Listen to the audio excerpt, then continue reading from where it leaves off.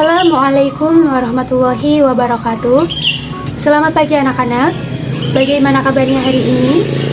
Semoga kita senantiasa diberikan kesehatan dan juga keselamatan oleh Allah Subhanahu wa Ta'ala. Sebelum kita memulai pembelajaran, marilah kita membaca doa terlebih dahulu, supaya apa yang akan kita pelajari dapat bermanfaat dan mendapatkan keberkahan dari Allah Subhanahu wa Ta'ala. A'udzu billahi minasyaitonir rajim. Bismillahirrahmanirrahim.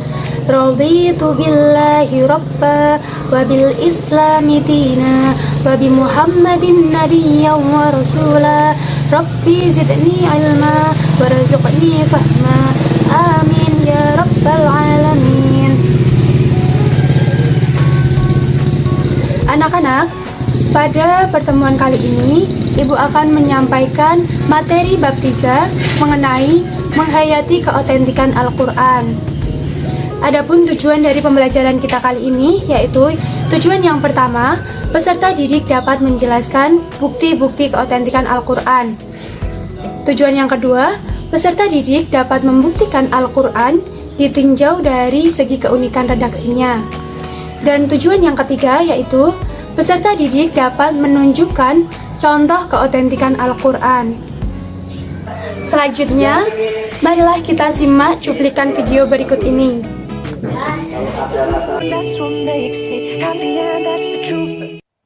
Prophet mentioning that I have not written, it is not my word. Wherever he has clarified that it is not my work. So what about these words? These are not his words. Please. Brother asked a very good question. And that logic I use when I speak to the Christians about the Bible. The brother said that undoubtedly you proved it's the word of God, but besides being the word of God, there's the words of prophet because it's mentioned in the Quran, I did not write it. Brother, no verse of the Quran says I did not write it. You point out the verse, and I'll accept that the Quran is not the word of God. What does the Quran say? They say that the prophet wrote it. And I quoted. Maybe you misheard me. What I said, that Surah Sajda, chapter number 32, verse number 1 to 3. They say that the prophet forged it. Tell them, nay, it is the truth from Almighty God. It is Almighty God talking. If the prophet wrote it, then I agree with you. This is what is mentioned in the Bible. In the Bible it says that Moses, peace be upon him, he says that I died on so and so. Neither Moses wrote it, neither God wrote it. So if Moses wrote the book, how can he say that I died? So that's what you find in the Bible. Jesus Christ, peace be upon him, speaking. So what we say, as far as the Quran is concerned, never will you find any direct speech of the Prophet. If it is quoted by Almighty God, in inverted commas. Almighty God may say that the Prophet replied, but never does the Quran say, I did not write it. In fact, the Quran says, it is from Almighty God. And I quoted several verses. If you want me to repeat, I can repeat again. Surah Anam, chapter number 6, verse number 19. Surah Anam, chapter number 6, verse number 93. Surah Yusuf, chapter number 12, verse number 1 and 2. In Surah Taha, chapter number 20, verse number 113. In Surah Sajda, chapter 32, verse number 1 to 3. In Surah Yasin, chapter number 30, verse number 1 to 3. In Surah Zumur, chapter number 39, verse number 1. In Surah Ghafir, chapter number 40, verse number 2. In Surah Jasha, chapter number 45, verse number 2. Several places the Quran says, this book is a revelation from Almighty God. Direct speech. Hope that answers the question. We were told beautiful things by this man. Setelah kalian mengamati video tersebut, kira-kira hikmah apa yang kalian dapatkan? Nah, seperti yang kita ketahui, bahwasanya Al-Quran merupakan kitab suci yang diturunkan oleh Allah Subhanahu wa Ta'ala kepada Nabi Muhammad SAW, di mana Al-Quran dijadikan sebagai kitab penyempurna dari kitab-kitab terdahulu. Di antaranya seperti kitab Taurat, kitab Zabur, dan juga kitab Injil. Baik anak-anak, selanjutnya silahkan diperhatikan ayat berikut ini ya. Ayat yang pertama yaitu Quran Surat Yunus ayat 37 yang berbunyi sebagai berikut. A'udzu billahi minasyaitonir rajim. Bismillahirrahmanirrahim. Wa ma kana hadzal Qur'anu ay yuftara min dunillahi walakin tasdiq ولكن تصديق الذي بين يديه وتفصيل الكتاب لا ريب فيه من رب العالمين. Shadaqallahul azim. Yang artinya, dan tidak mungkin Al-Quran ini dibuat-buat oleh selain Allah. Tetapi Al-Quran membenarkan kitab-kitab sebelumnya dan menjelaskan hukum-hukum yang telah ditetapkannya. Tidak ada keraguan di dalamnya, diturunkan dari Tuhan seluruh alam. Ayat tersebut menjelaskan bahwasanya keautentikan dan kemurnian Al-Quran akan senantiasa terjaga sejak Al-Quran diturunkan kepada Nabi Muhammad SAW hingga akhir zaman kelak. Keindahan bahasa dan kandungan ajaran serta tuntunan hidup manusia yang terkandung dalam Al-Quran merupakan suatu mukjizat yang mana tidak ada seorang pun yang dapat meniru. Al-Quran akan begitu adanya dari segi bahasa maupun isi kandungannya. Al-Quran merupakan kitabullah yang keautentikannya akan senantiasa dijamin dan terpelihara oleh Allah Subhanahu wa Ta'ala. Hal ini tercantum dalam Quran Surat Al-Hijr ayat 9 yang berbunyi sebagai berikut. A'udzu billahi minasyaitonir rajim. Bismillahirrahmanirrahim. Inna nahnu nazzalna dzikra wa inna lahu lahafizun.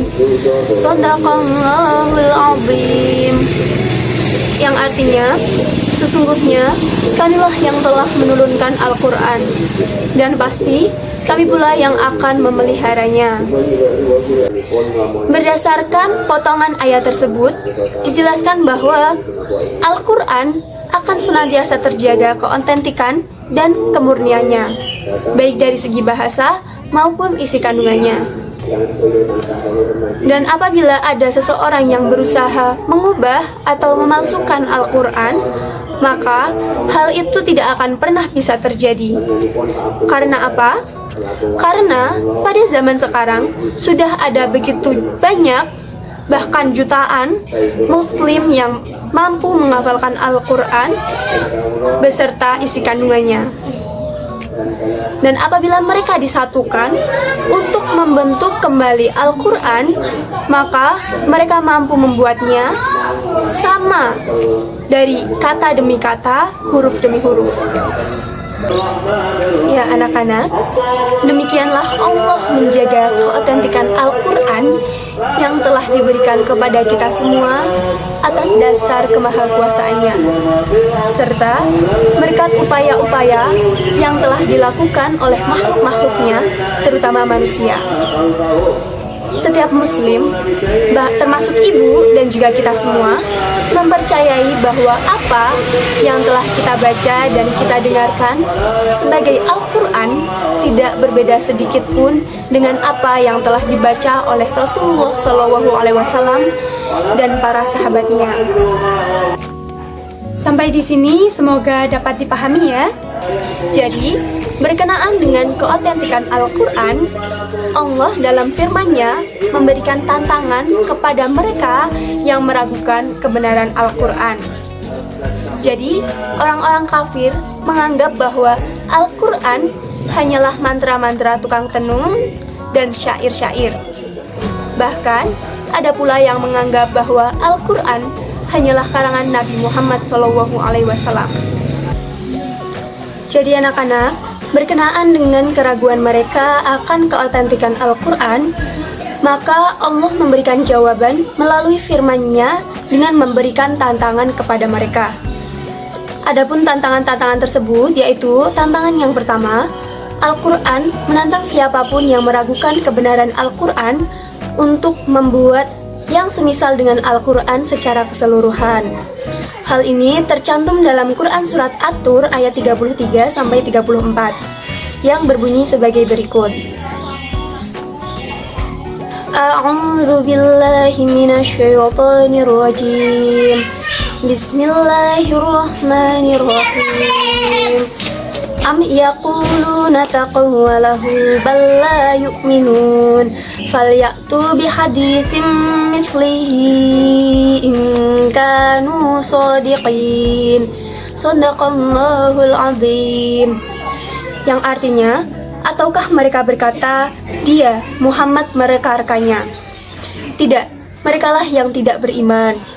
Maka cobalah mereka membuat yang semisal dengannya Al-Quran jika mereka orang-orang yang benar. Tantangan tersebut dikuatkan dalam Quran Surah Al-Isra ayat 88 yang berbunyi sebagai berikut. A'udzu billahi minasy rajim. Bismillahirrahmanirrahim. قل إن اجتمعت الإنس والجن على أن يأتوا بمثل هذا القرآن لا يأتون بمثله ولو كان بعضهم لبعض ظهيرا. Shadaqallahul azim. Yang artinya, katakanlah, sesungguhnya jika manusia dan jin berkumpul untuk membuat yang serupa dengan Al-Quran ini, mereka tidak dapat membuat yang serupa dengannya, sekalipun mereka saling membantu satu sama lain. Dalam ayat tersebut menjelaskan bahwa bahkan apabila jin dan manusia bersatu untuk membuat yang serupa dengan Al-Quran, maka hal itu tidak akan pernah bisa terjadi. Tantangan yang kedua yaitu Al-Quran menantang siapapun yang meragukan kebenaran Al-Quran untuk membuat 10 surah semisal dengannya. Hal ini tercantum dalam Quran Surat Hud ayat 13 yang berbunyi sebagai berikut. A'udzu billahi minasyaitonir rajim. Bismillahirrahmanirrahim. Am yaquluna iftarah Qul fa'tu bi'asyri suwarin mithlihi muftariyatin wad'u man istata'tum min dunillahi in kuntum shadiqin. Yang artinya, bahkan mereka mengatakan Muhammad telah membuat-buat Al-Quran itu. Katakanlah, kalau demikian, datangkan 10 surah semisal dengannya Al-Quran yang dibuat-buat, dan ajaklah siapa saja di antara kalian yang sanggup selain Allah jika kamu adalah orang-orang yang benar. Selanjutnya, tantangan yang ketiga adalah Al-Quran menantang siapapun yang meragukan kebenaran Al-Quran untuk membuat satu surah saja yang semisal dengannya. Hal ini tercantum dalam Quran Surat Al-Baqarah ayat 23 yang berbunyi sebagai berikut. A'udzu billahi minasyaitonir rajim. Bismillahirrahmanirrahim. Wa in kuntum fi raibin mimma nazzalna ala abdina fa'tu bi suratin min mithlihi wad'u syuhada'akum min dunillahi in kuntum shadiqin. Shadaqallahul azim. Dan artinya, dan jika kamu meragukan Al-Quran yang kami turunkan kepada hamba kami Muhammad, maka buatlah satu surah semisal dengannya, dan ajaklah penolong-penolongmu selain Allah jika kamu adalah orang-orang yang benar. Dalam ayat tersebut menjelaskan, apabila seseorang meragukan kebenaran Al-Quran yang telah diturunkan kepada Nabi Muhammad SAW, maka Al-Quran menantang mereka untuk membuat satu surah saja yang semisal dengan Al-Quran. Jadi anak-anak, berdasarkan ayat-ayat yang telah Ibu sampaikan, dapat kita pahami bahwasanya Al-Quran merupakan firman-firman Allah di mana lafaz dan maknanya berasal dari Allah Subhanahu wa Ta'ala, yang mana tidak ada satu makhluk pun yang mampu meniru maupun membuat satu kitab secara keseluruhan, bahkan satu ayat pun, sehingga tidak dapat kita ragukan lagi keotentikannya. Sebelum Ibu menutup pembelajaran kita pada kali ini, Ibu akan memberikan tugas kepada kalian, yaitu mencari fenomena-fenomena alam yang berdasarkan pada surat-surat Al-Quran yang telah dibuktikan dengan teknologi masa kini. Silakan nanti kalian membuat kelompok, masing-masing kelompok terdiri dari 5 orang ya. Silakan dibuat PPT dan akan kalian presentasikan minggu depan. Demikian yang dapat Ibu sampaikan. Semoga apa yang telah Ibu sampaikan dapat kalian pahami dan dapat bermanfaat bagi kita semua ya. Marilah kita membaca doa tafarotul majelis terlebih dahulu. Bismillahirrahmanirrahim. Subhanakallahumma wa bihamdika asyhadu an la ilaha illa anta astaghfiruka wa atubu ilaik. Wassalamualaikum warahmatullahi wabarakatuh.